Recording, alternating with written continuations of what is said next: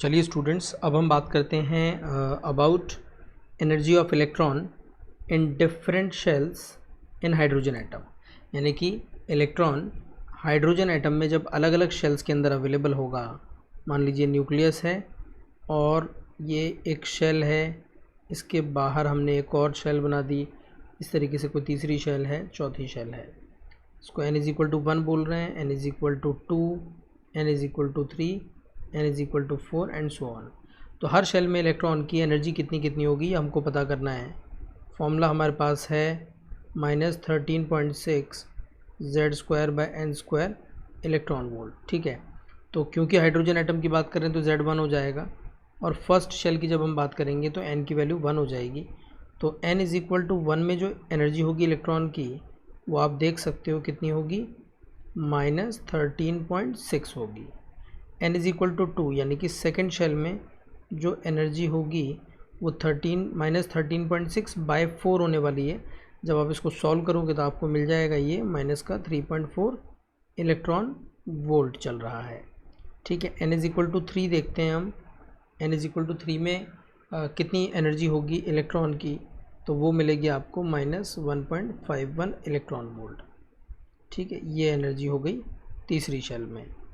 n is equal to 4 number की जो shell होगी उसमें एनर्जी यदि आप चेक करोगे तो वो आपको मिलेगी -0.85 electron volt. n is equal to 5 वाली शेल में जो एनर्जी होगी वो होगी 0.54 इलेक्ट्रॉन वोल्ट। ये जो डेटा मैं लिख रहा हूँ ये डेटा आप याद रखें तो काफ़ी बेहतर होगा। कई सारे सवाल ऐसे होंगे जिसमें आपकी ऑब्जर्वेशन इम्प्रूव करने में ये डेटा हेल्प करेगा। ठीक है, तो मैंने 1 से लेकर के 6 तक की जो शेल्स हैं उनके बीच का या उनका एनर्जीज़ मैंने लिख दी हैं। अब मैं एनर्जी डिफरेंस भी लिख रहा हूँ, फर्स्ट शेल और सेकंड शेल के बीच जो एनर्जी का डिफरेंस होगा वो कितना होगा देख सकते हैं आप, 10.2 इलेक्ट्रॉन वोल्ट होगा ये। ठीक है, इसी तरीके से यदि मैं सेकंड शेल और इस थर्ड वाली शेल का एनर्जी डिफरेंस लिखता हूँ तो वो चेक करोगे आप तो 1.89 इलेक्ट्रॉन वोल्ट आ जाएगा। इस तरीके से मैं थर्ड और इस फोर्थ वाली शेल की एनर्जी के डिफरेंस की बात करूं तो वो आएगा 0.66 इलेक्ट्रॉन वोल्ट। ठीक है, और भी लिख लेते हैं अपन। 13.6 और 1.51 वाली जो शेल है इनके बीच एनर्जी डिफरेंस कितना हो जाएगा देखते हैं अपन। इनके बीच एनर्जी डिफरेंस यदि आप चेक करोगे 13.6 ऊपर है और ये 1.51, तो ये लगभग आ जाएगा, आप चेक करोगे तो 12.09 electron volt.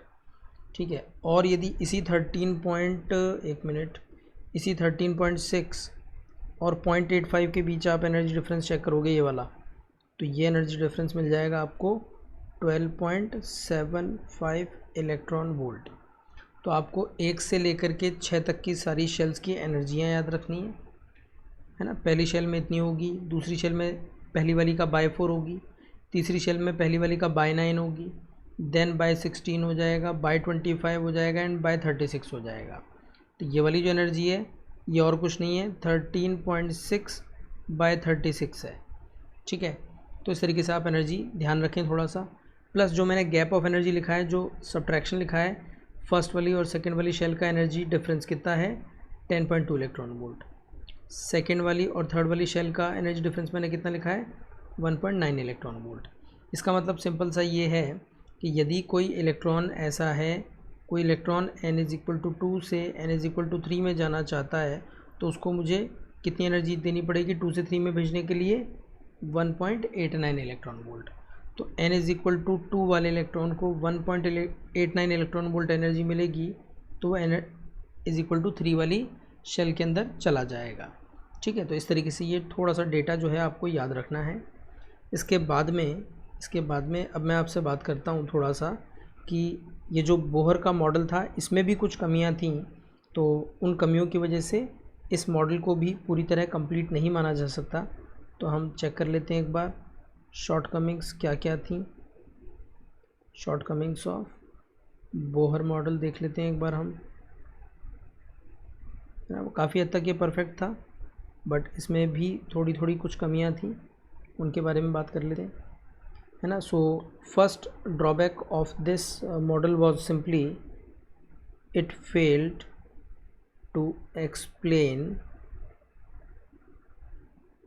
the spectrum of multi electron atoms या मल्टी इलेक्ट्रॉन सिस्टम। देखिए जो बोर मॉडल है वो सिंगल इलेक्ट्रॉन वाले सिस्टम के लिए तो परफेक्टली काम कर रहा है, बट यदि कोई एटम है जिसके अंदर एक से ज़्यादा इलेक्ट्रॉन है तो उस एक से ज़्यादा इलेक्ट्रॉन वाली जो भी स्पीशीज़ हैं उनके स्पेक्ट्रम को ये वाला मॉडल पूरी तरह एक्सप्लेन नहीं कर पाता है। तो ये एक तरीके से इसकी शॉर्टकमिंग के रूप में देखा जा सकता है।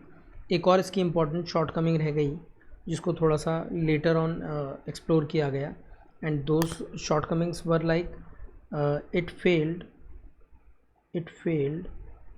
To explain the splitting of spectral lines. It failed to explain the splitting of spectral lines in electric field। और इसको क्योंकि स्टार्क नाम के वैज्ञानिक थे, उन्होंने इसको स्टडी किया था, इसलिए इस तरीके से स्पेक्ट्रम जो होता है हाइड्रोजन का या कोई भी मटेरियल का जो स्पेक्ट्रम है, किसी भी एटम के यदि स्पेक्ट्रम की हम बात करें तो वो स्पेक्ट्रम की जो लाइंस हैं इलेक्ट्रिक फील्ड के एप्लीकेशन पर स्प्लिट हो जाती हैं। तो उस स्प्लिटिंग ऑफ स्पेक्ट्रल लाइंस को स्टडी किया था स्टार्क ने, इसलिए इस इफेक्ट को स्टार्क इफेक्ट भी बोलते हैं। तो बोर का मॉडल ये बात भी एक्सप्लेन नहीं कर पाया कि यदि इलेक्ट्रिक फील्ड हम लगा भी देते हैं, इलेक्ट्रिक फील्ड में यदि एटम प्रेजेंट भी है, तब भी जो स्पेक्ट्रल लाइंस हम ऑब्ज़र्व करते हैं उनमें बदलाव क्यों आ जाता है, वो स्प्लिट क्यों हो जाती हैं। जैसे मैंने कहा आपको कि स्पेक्ट्रम के बारे में हम लोग थोड़ा सा डिटेल में आगे चल के बात करने वाले हैं। And so we can say simply here कि this model fail to explain the splitting of spectral lines in electric field, this is called Stark effect. And also it failed to explain the splitting of spectral lines in electric field, and also the splitting in magnetic field जिसको कि ज़ीमान effect कहा जाता है, क्योंकि ज़ीमान नाम के वैज्ञानिक थे, उन्होंने splitting of spectral lines in magnetic field, है ना, इस फिनोमेना को एक्सप्लेन किया था, इस फिनोमेना को उन्होंने स्टडी किया था। बट ये दोनों ही स्प्लिटिंग जो हैं स्पेक्ट्रल लाइंस की, इनको बोर का मॉडल एक्सप्लेन नहीं कर पाया, जिसको कि आगे चल कर के फर्दर स्टडीज़ में एक्सप्लेन किया गया।